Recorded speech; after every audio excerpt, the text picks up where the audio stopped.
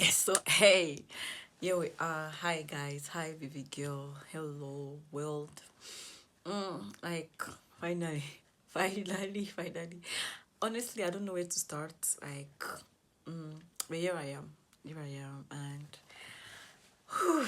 I just all I know is that I'm in this space where I'm in this season of my life where I just want to explore. I want to be finding me, becoming me, exploring me, and expressing me. That's where I am. And the thing I know in my heart is that I don't want to go on this journey alone. I want to go with other people like me who also want to be the best versions of themselves unapologetically. Like, that's what I know. Growing up, like, I grew up with loving parents.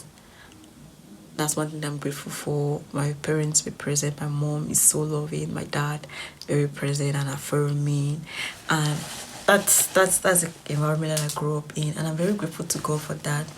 You know, sometimes in life I've observed that for some people they find themselves comparing. Oh, I wish I were as curvy as Joanne. I wish I could sing like Silo, like Cinderine. I wish I could dance like Daniela. I wish I could drum like Dramaticus. I'm just calling random names, but you get the point. Always comparing. For me, I've never really had insecurities about my body, because of the way I was raised. I think so, and even about my dreams. I think I was raised very well, but then I still the insecurities I face most often is believing in my abilities. And like a couple of years back, you could ask me, are you talented? I would say no, I'm not talented, because what we perceived as talent back then was the people who could draw, the people who could dance, the people who could sing. I cannot sing to save my life. I cannot dance. I cannot draw. All of these things, drama, I'm not so good at that. So I felt like I was not a talented kid. I also felt like I was not a good leader, even though my dad always drummed in our heads, oh, Zuma Falls are leaders, Zuma Falls are the best amongst all equals. But then he was saying it, but I did not catch it in my heart, because in school they always pick those who were tall, those who were big, those who could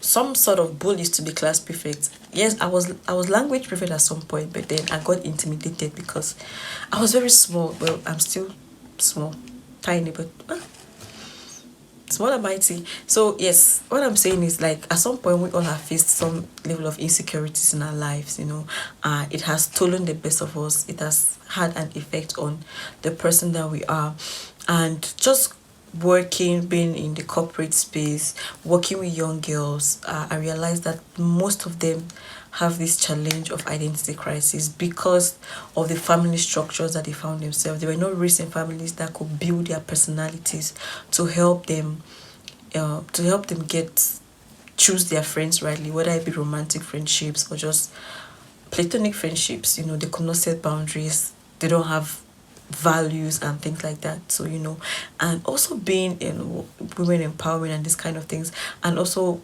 in activism, I realize that sometimes the world forces it down women's throats to think that to be a female leader you have to be a boss babe.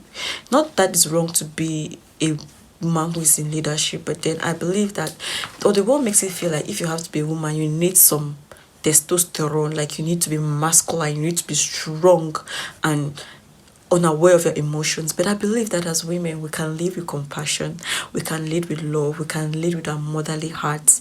And that's what the world needs. The world does not need us to show up as men. The world needs us to show up as women wherever we find ourselves. And that has been it. At some point in my life, I began asking the Lord, like, Lord, who am I? And of course, I received prophetic words. I belong to a prophetic community, and they'll tell me what's man, so you're called to, you have a powerful voice, you're called to raise women. But all of those things just got in here and came out the other side, because I was in this place where I really doubted my abilities. I felt like, okay, maybe I'm too young to do all of these things. I'm not much of a leader. So all of those things crept in, and this day I can't remember exactly what was happening, but the Lord just asked me. I was like, look at the sky, and I saw the sky, and I was like, oh, the sky is blue. I was like, yes, it's blue. What else? I'm like, I can never see the end. And he was like, yes, you're limitless, just like the sky. And this really meant a lot to me because much younger, I used to judge my mom a lot because I felt like there was more to her than the world, or there's more to her than the world has experienced. She's just very creative person, very present, a very good cook. You always find her giving good counsel to people, even strangers.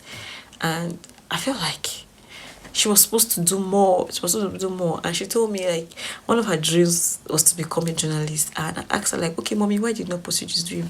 She was like, oh, she would prefer teaching because in teaching career she will have enough time to take care of us and to be present in our lives. Like, yes, at that time I was very mad at her, but looking back, I'm grateful that she invested her lives in us because look at me. Look at me, well, that was me throwing shades. But what I'm saying is like I was not very happy with my mom because I felt like she did not live her dreams. And so I was this girl who said, okay, I'm not going to have a family, I'm not going to get married because I gotta live my dreams. But then when the Lord told me I'm limitless, I can have a family, I can have a career, and I can excel in all, I'm like, okay, yes, Lord, let's do this. But then it was still a journey for me to accept this. And each time I asked the Lord, like, Lord, who am I? I will see this powerful woman standing on a stage, and I was also see this little girl, and he was like, yes, in as much as he has called me to be this amazing power person in public, but when I'm with him, I'm a baby girl. I'm just a little girl with him, and that's just who I choose to be.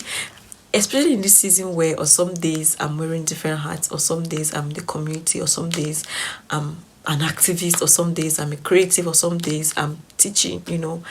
Like, it's very important for me in this season to just rest in the identity as a baby girl because that's who I am, irrespective of what I'm doing.